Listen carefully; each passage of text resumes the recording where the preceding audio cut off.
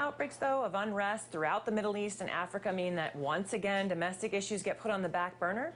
Joining me now is Congresswoman Karen Finney, Democrat from California, to help me sort it out. Thank you, Congresswoman, for joining me. Thanks for having me on. I want to start with the domestic policy issues. Sure. We talked earlier about unemployment insurance. We have a big expiration date tomorrow for 1.3 million Americans. Right. Polls suggest that a majority of Americans support the extension of long-term unemployment benefits. How confident are you that this will get addressed in early January when Congress returns? Well, I absolutely think it's the most urgent thing for us to do. I mean, in my state alone, over 200,000 people are going to lose their unemployment insurance tomorrow. But I am concerned about it because this is an ideological battle amongst my Republican colleagues who believe for some reason that an unemployment check is a disincentive to work, as opposed to the reality that our economy still has not created enough jobs. Right. And I think it's one of the sad things because, frankly, if we hadn't done the self-inflicted damage to the economy, I do think our economy would be roaring right now. We know it's getting better, but it's not roaring. There's still too many people out of work. Now, so speaking of sort of partisan issues, before leaving for the holiday break, none other than Senate Minority Leader Mitch McConnell suggested that he is more than willing to take hostages on the debt ceiling increase, which looks like it's going to be in February.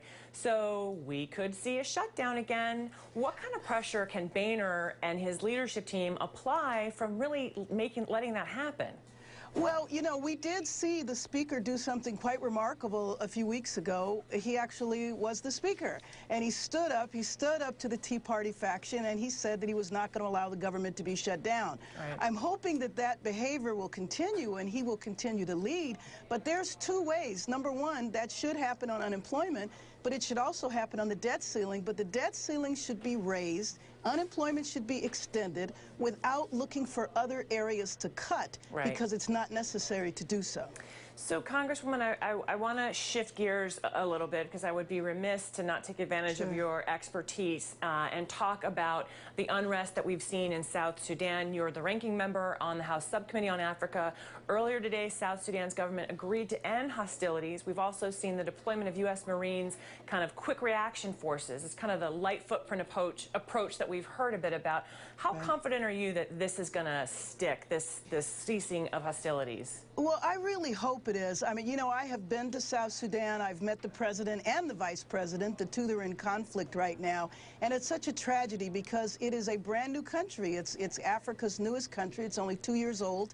And, you know, before they became a country, they were focused on fighting Sudan. And when they declared their independence, now they've turned against each other. They did have a long-standing conflict. So given that the president has said he's willing to talk, I'm very hopeful that the vice president will also agree to negotiations. If they don't like each other, frankly, they should wait to an election and run against each other, but not declare independence and start a civil war. Right. You know, and obviously, as you know, it is not just South Sudan that where we're seeing violence and unrest today. We saw a car bombing in Beirut that took the life of a former ambassador to the U.S. We are seeing protests and violence in Egypt. There's the continuing violence in Syria. I know that sounds horribly depressing, but point is, you know, there are a lot of hot spots right now. Are you concerned at all, though, that some of these issues could actually put some of those domestic concerns we were talking about on the back burner? No, I don't think so. You know, because if you think about the last few years, I mean, we've pretty much been experiencing this for quite a while. Also, you know, an upsurge in violence in Iraq.